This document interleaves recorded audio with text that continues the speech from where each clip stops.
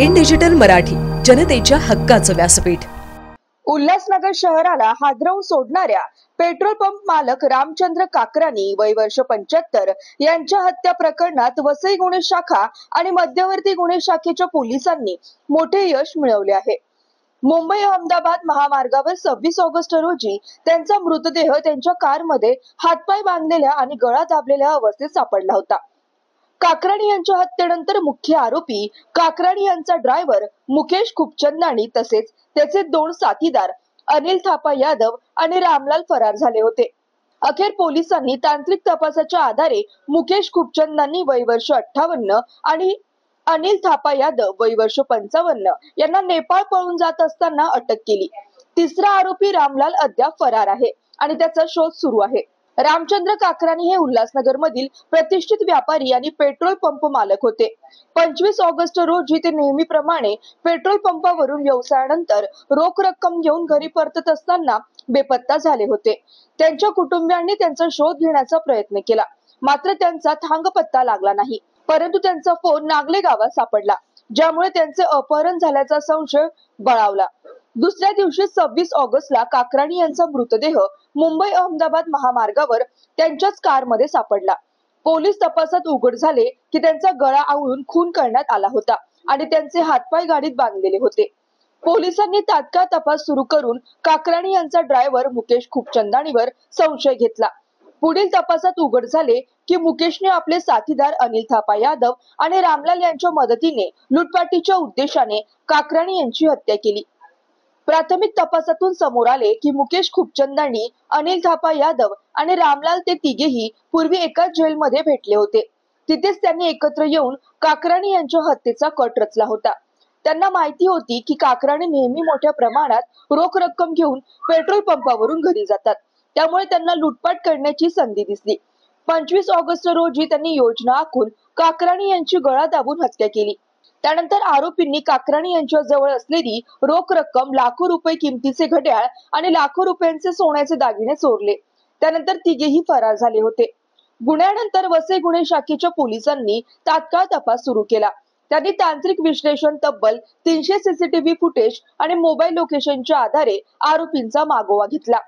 पोलिसांनी 3 विशेष पथके तयार केली आणि आरोपींनी वापरलेल्या मार्गांचा शोध घेतला। तपासात उघड झाले की आरोपी गुजरात मार्गे उत्तर प्रदेशातील गोरखपूरला पोहोचले होते आणि तेथून नेपाळमध्ये पळून जाण्याच्या तयारीत होते। शेवटी पोलिसांनी तांत्रिक तपासाद्वारे गोरखपूर जवळ आरोपींना पकडले। मुख्य आरोपी मुकेश खुपचंदानी आणि त्याचा साथीदार अनिल थापा यादव यांना अटक करण्यात आली, मात्र तिसरा आरोपी रामलाल अद्याप फरार आहे। पोलिसांनी त्याचा शोध सुरू ठेवला आहे। तारखेला मागच्या महिन्याच्या 25 तारखेला नायगाव पोलीस स्टेशनच्या हद्दीमध्ये पेट्रोल पंप मालक जे मयत आहेत रामचंद्र गुरुमदास काकरानी यांचा मर्डर झाल्याची बातमीवरून नायगाव पोलीस स्टेशनच्या हद्दीमध्ये CR नंबर 422/2024 भारतीय न्याय संहिता कलम 140(2), 103(1), 309(2) आणि 238 प्रमाणे गुन्हा दाखल झाला होता, जेणेकरून ज्याच्यात किडनॅपिंग, जबरी चोरी आणि मर्डरचे सेक्शन्स दाखल करण्यात आलेले होते। हा जो प्रकार झाला होता त्याच्यानंतर साधारण 16 दिवसानंतरनं हा गुन्हा उघडकीस आलेला आहे। यामध्ये क्राईम ब्रांचचे आमचे 2 पथक आपण स्थापन केले होते। सेंट्रल युनिटचे PI राग आणि युनिट 2 चे PI रणवरे साहेब यांच्या मार्गदर्शनाखाली आपण 2 अधिकारी आणि जवळपास 8 कर्मचारी आपण या डिटेक्शनसाठी आपण लावलेले होते आणि अथक परिश्रमानंतर 16 दिवसानंतर आपण ह्या गुन्ह्यातील 2 आरोपी मुकेश खुपचंदानी जो ड्रायव्हर होता, मैताच्या कारवरती जो ड्रायव्हर होता, वय वर्ष 58, राहणार उल्हासनगर, तसेच त्याच्यासोबतचा एक साथीदार अनिल राजकुमार उर्फ नेपाली मल्ला उर्फ थापा, जो मुंबईमध्ये इथं बोरिवलीमध्ये राहायचा आणि मूळचा जो आहे तो नेपाळचा आहे, अशा 2 लोकांना आपण गोरखपूर उत्तर प्रदेश येथून आपण त्यांना ताब्यात घेण्यात यश मिळवलेले आहे। आणि त्यासोबत मैताची जी अंगठी होती जी डायमंडची अंगठी होती, त्यासोबत ओमेगाचं जे वॉच होतं आणि मैताचे साधारण 1.5 लाख रुपये चोरीला गेले, तर त्यातले 17,000 रुपये रिकव्हरी करण्यामध्ये आपल्याला यश मिळालेले आहे. असं एकूण 15 लाखाच्या सुमारे मुद्देमाल देखील आपण आतापर्यंत रिकव्हर केलेला आहे. दिनांक 25 तारखेला मयत हे उल्हासनगरवरनं विरार येथे त्यांचं पेट्रोल पंप आहे. त्या पेट्रोल पंपवरती ते दर आठवड्याला चक्कर मारतात. तर त्या निमित्ताने ते तिथे आले होते आणि त्यांनी पेट्रोल पंपची कॅश घेतलेली होती आणि त्यानंतरनं मग ते परत उल्हासनगरला जाण्याकरिता निघाले. रस्त्यामध्ये त्यांनी जो ड्रायव्हर होता, जो आरोपी होता, त्यांनी हे जे 2 साथीदार होते त्यांना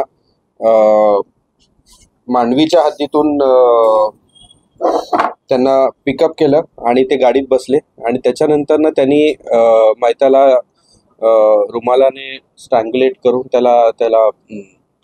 त्याला मारहाण करून त्यांचा मृत्यू घडवून घेतला आणि त्यानंतरनं मग त्याची अंगठी आणि घड्याळ आणि पैसे असं घेऊन ते गुजरात मार्गे गुजरात, इंदोर आणि तसंच उत्तर प्रदेश कानपूर, मग गोरखपूर मार्गे ते नेपाळला पळून गेले होते.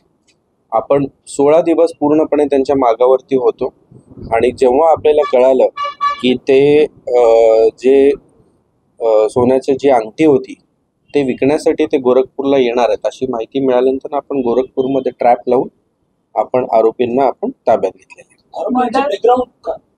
त्यातला जो मयत आहे, आरोपी जो ड्रायव्हर आहे, त्याच्यावरती बरेचसे चोरीचे त्याच्यानंतरनं इतर वेगवेगळे गुन्हे दाखल आहेत. उल्हासनगर, भिवंडी, मुंबईमध्ये पण त्याच्यावरती गुन्हे दाखल आहेत आणि त्याच्यासोबतचे जे 2 साथीदार आहेत, तर एक फरार आहे आणि अजून एक जो आपण अटक केलेला आहे त्याची माहिती आपण नेपाळ पोलिसांकडनं घेत आहोत. नियोजनबद्ध पद्धतीने अजून तरी आपल्याकडे तशी माहिती नाही आहे. आपण त्यांचं पोलीस कस्टडी घेतल्यानंतर ना त्याच्यामध्ये अजून काही माहिती निष्पन्न झाल्यास दोन जो साथीदार होते त्यांचा बॅकग्राऊंड काय? ते बेसिकली सेंटरिंग काम करायचे आणि मुंबईला इथे सेंटरिंग कामसाठी ते बोरिवलीमध्ये राहायची माहिती मिळालेली आहे आणि ते मूळचे नेपाळचे असल्याची माहिती. आता आपण त्यांना कोर्टामध्ये हजर केल्यानंतर आपल्याला कस्टडी. माननीय पोलीस आयुक्त साहेब तसेच अप्पर पोलीस आयुक्त यांच्या मार्गदर्शनाखाली क्राईम ब्रांचचे 2 पथक स्थापन करण्यात आले होते. PI रणवरे आणि PI राग यांच्या युनिटचे API कांबळे आणि API बेंद्रे असे 2 ऑफिसर्स आपण स्पेसिफिकली याच्यासाठी या गुन्ह्यासाठी आपण लावले. ते त्यासोबत जे कर्मचारी आहेत त्यापैकी हेड कॉन्स्टेबल पाटील, कोरे, ठाकूर, संधू, मागाडे, तसेच आमचे सायबर चे देखील संतोष चव्हाण, त्यासोबत उत्तर प्रदेश STFचे तेथील स्थानिक अधिकारी व कर्मचारी यांनी देखील आम्हाला ह्या संपूर्ण 15 ते 16 दिवसाचा जो तपास होता त्याच्यामध्ये आम्हाला आरोपींना अटक करण्यासाठी आम्हाला ह्या संपूर्ण टीमने मेहनत घेतली होती आणि UPच्या STFने देखील आम्हाला पूर्णपणे सहकार्य केले होते.